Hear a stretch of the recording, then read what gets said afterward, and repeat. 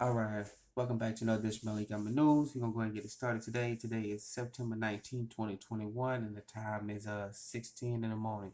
All right, my family is asleep right now, so let's go ahead and get into the actual news here. All right, this is going to hit you big from CNBC.com. Another slap in the face for us. All right, DBC Powell orders the ethics review after Fed president disclosed multi-million-dollar investments. So that I mean by slap on the wrist for them. All right, so they can get away with actually doing insider trading. But if it was up to me, you, the rest of us, general public, we go to prison for 15, 20 years, all right, for insider trading. All right, so what's going on with the Federal Reserve here? One of the presidents of the Federal Reserve got caught insider trading, multi-million-dollar investments, selling stocks and everything else before everything hit the fan. And they ordered, all they did is the ethics review. All right, that'd have been us. We'd have been screwed left and right.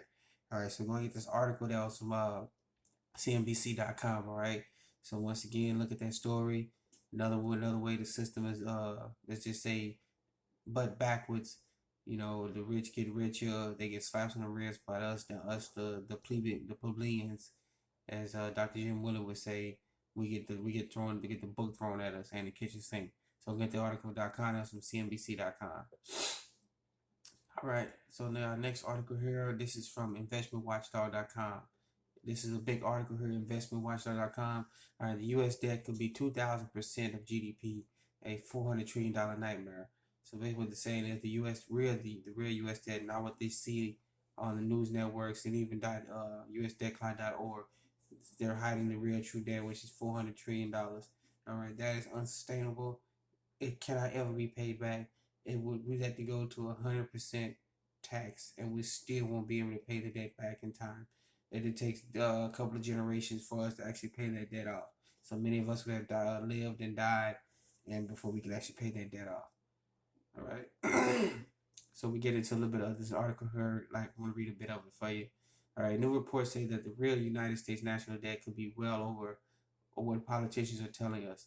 All right, a whopping 400 trillion.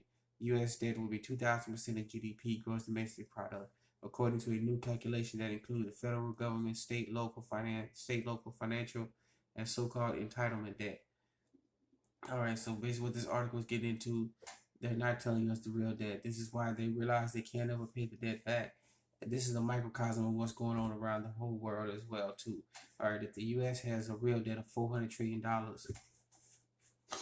then the rest of the world debt is way beyond what they're saying, and the worldwide debt is well over into the quadrillion dollars. All right, not trillion, quadrillion dollars. Yes, there is such thing as quadrillion dollars. All right, so go and get that article. That is from investmentwatchdogblog.com. All right, investmentwatchdogblog.com. All right, unbelievable, $400 trillion. Wow. All right, and then we got our next story here. That was from GATA.com, Gattaca, Gold Antitrust Action Committee, go.org, Gattaca.org. Sorry about that. All right, and then we have a story here. Brandon White, the petro-dollar era is coming to an end. So what's next? All right, Brandon White of gold mining exploration, in an old hand in the gold business, and longtime Gattaca supporter, writes this week that international oil business, is escaping the domination of the U.S. dollar, declining the petrodollar system. White argues signals big change in the international monetary system that will changes that will restore gold and silver to historic places. All right, what this article is going into right here is what is a big microcosm of what's especially not being reported in the so-called mainstream media. You won't hear them say this until the very bitter end, and it's too late. They've already got their finances stacked and saved up, and then they'll get the go ahead to give the news to the public, to the general public. By the time it's already too late. All right, the U.S. dollar hegemony over the world is losing. All right, more and more countries have decided to not use the U.S. dollar anymore in the purchase of oil. Saudi Arabia and some of the oil producing nations, the biggest ones, have decided to drop the U.S. dollar. We reported on this in this newscast in the archives. Go ahead and look that up. But the U.S. dollar is losing its hegemony over the world. All right, the petro-dollar, which basically what that was is agreement with Henry Kissinger, and sometime in years ago in the 70s, where the world would go to the dollar system in order to buy oil. All right, so if you had to buy oil from the Gulf, from the oil producing nations, you had to buy U.S. dollars first, and then go purchase your oil. So that made the U.S. dollar the dominant money in the world. All right, so basically, we lived high on the hog. People had to buy our money, and that way the U.S. dollar was used all over the world. This is why you start seeing in the 80s, 90s, especially in the 90s, these outrageous dollar swap prices. All right, so I'm sorry, the dollar exchange. So if you go to certain countries, it will take near thousands of those dollars to equal one U.S. dollar. All right, that's because the U.S. dollar was supreme. You had to go buy what everybody needed was oil, so you had to go buy U.S. dollars in order to buy oil. You couldn't buy any currency. All right, but that is coming to an end. As many countries around the world have said to hell with the U.S. dollar, with the greenback. And excuse my French on that one, but that's absolutely true. We're gonna go make our own pacts, our own agreements, and we're gonna buy oil in our own currency. All right, because they've gotten sick of the way we've treated the dollar. All right, and get this article data from the goldantitrustcommittee.com. Gold Interest Committee, that is gata.org. All right. And then we finish up with overseas. Look at the International Monetary Fund expects the debt ratio in Iraq to drop 70% in the table. So what has happened to Iraq? Many people understand when the Ba'ath Party and Saddam Hussein took over. All right, many people they crashed and many international agreements were made. Then the Gulf War started.